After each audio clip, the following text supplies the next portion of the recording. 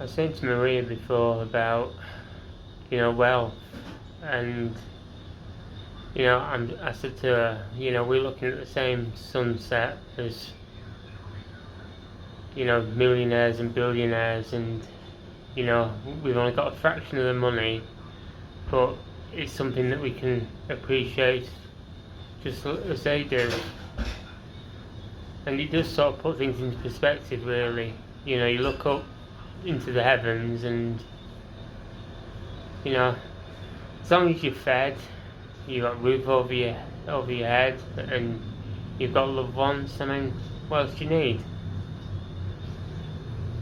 This holiday has been miraculous as far as I'm concerned. It's still got a long way to go, but I feel so chilled, I feel so relaxed, and it's how it should be.